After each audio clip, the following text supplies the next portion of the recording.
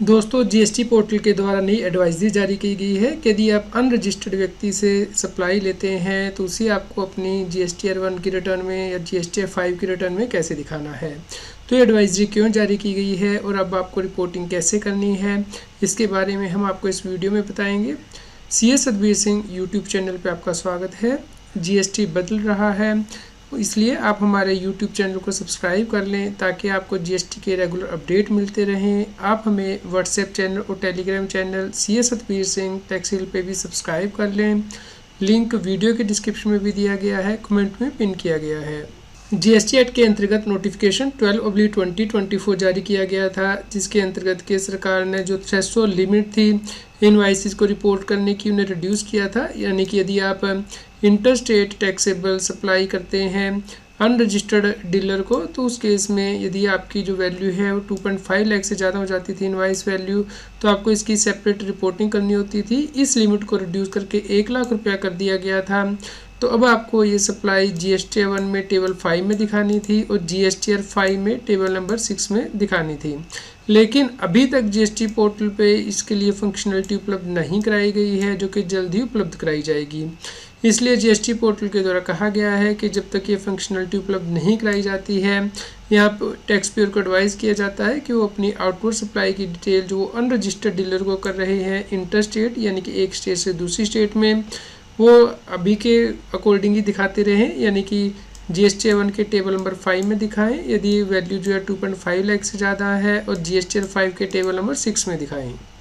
तो दोस्तों ये GSTR 1 का फॉर्मेट, यहाँ पे यदि आप B2B सप्लाई करते थे यानी कि रजिस्टर्ड पर्सन को, तो आपको टेबल नंबर 4 में उसकी रिपोर्टिंग करनी होती थी। और यदि आप इंटर स्टेट सप्लाई करते थे एक स्टेट से दूसरी स्टेट में अनरजिस्टर्ड पर्सन को, जहाँ पे कि इनवाइस वैल्यू 2.5 लाख से ज़्यादा होती थी, तो आपको टेबल नंबर 5 में रिपोर्टिंग करनी होती थी।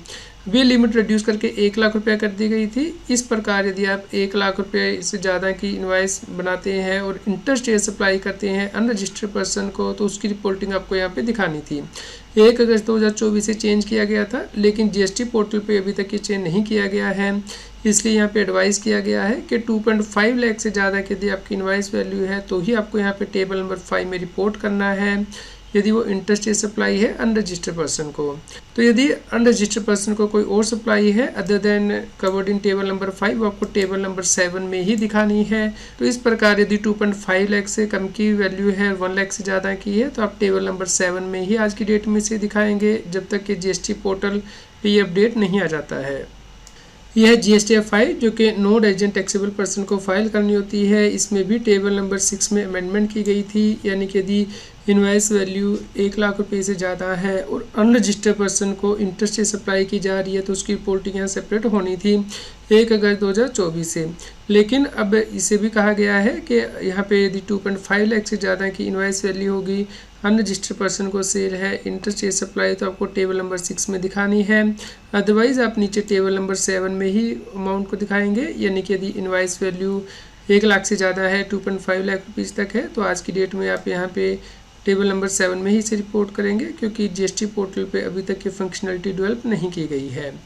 दोस्तों यदि आपका कोई क्वेश्चन हो GST रिटर्न फाइलिंग से रिलेटेड, तो आप हमें कमेंट करके बताएं।